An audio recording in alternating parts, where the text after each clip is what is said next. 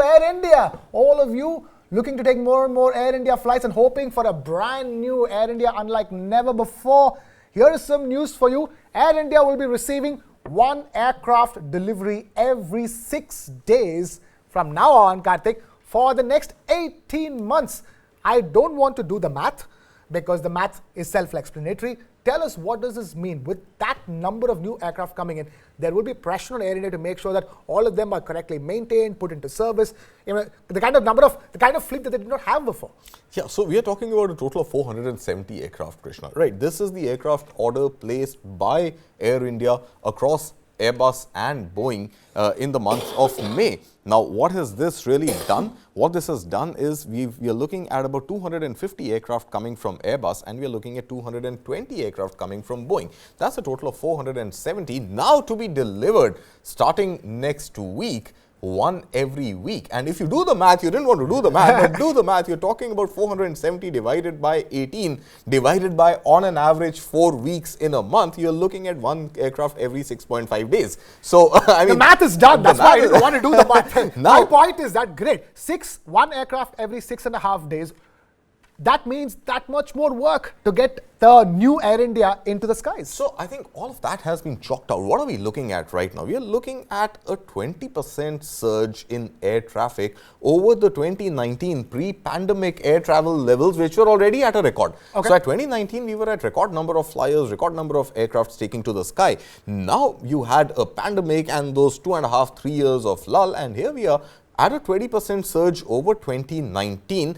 In a scenario where another carrier called Go First is out of the skies. So, you have that share of the market already available for capturing. Indigo has taken the lead and captured a significant portion of Go First's lost market. And now you have Air India combined, and during this period, Air India got divested, got privatized, Tata Group came and took it over. Now, this 470 new aircraft are largely going to be meant for servicing the international routes of Air India. And I think that is where the next level of growth for Air India comes. So, the Maharaja, which was not a preferred choice for Indians to travel abroad, you would always want to take a Lufthansa or an Emirates or one of the better Etihad, one of the better airlines. I think now this new swanky new fleet of 470 aircraft coming, many of them being the wide-body Dreamliners, etc., all of them to take direct flights from India to popular destinations across the world at a time when there is in any case a 20% surge in air traffic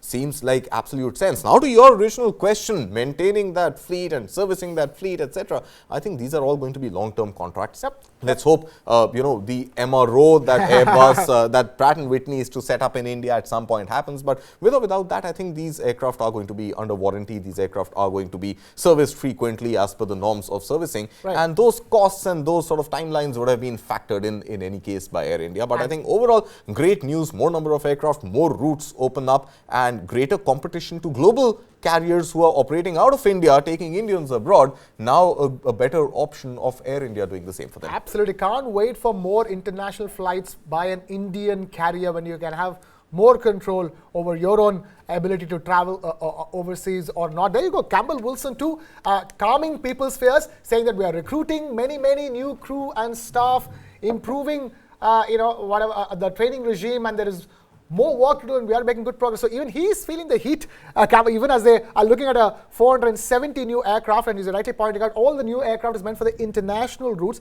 But Campbell Wilson also talking about the fact that many of the aircraft which were grounded so far have also been restored. Absolutely. So I think, so whatever deficit which was there up until now for faulty engines, for whatever other issues with the aircraft itself, I think those will get immediately replaced with the narrow-bodied domestic aircraft which come in, and the wide-bodied. So, I think what's also important right now, Krishna, is to see a lot of times you want to take a flight to a certain destination, to a certain country, you've got to go around, you've got to go via the hub of that particular carrier. Now, this makes, with 470 Air India aircraft coming in and almost 900 plus Indigo aircraft coming in, I think a greater opportunity for India to become a great hub for transit. And look at the kind of impetus that is going to give to tourism within the country. Moreover, you're not really now dollar denominated when you're booking your international travel. You have an Indian carrier taking you directly from your city of origin to your city, and the popular cities that Indians frequent to, Chicago for example, Boston, Chicago, New York, these are countries, these are cities within the US which a lot of Indians frequent because of the large Indian population in those cities. Yes. But you're mostly going via somewhere. Now you have options of direct flights which Air India will fly to those cities. So I think for Indians visiting their families abroad, or Indian people of Indian origin settled abroad coming back to India, you have a direct option coming very, very soon for them. Fair enough, Kartik. So that's for all people who keep doing regular trips to the US, who have relatives to visit and all that. I'm really hoping that Air India also ups its game as far as all the flights to Europe are concerned, because bear in mind, so far, some of the most popular European destinations, there are no direct flights from India. Exactly. There is no direct flight to Italy. True. There is no direct flight to Spain. There is no direct flight to Portugal. These are the premium holiday destinations of Europe, where Europeans themselves holiday. But for Indians, you'll have to do a minimum 15-hour flight, 2 flights, layovers. That's how the things are. I'm really hoping that Air India, already we've been seeing those ads.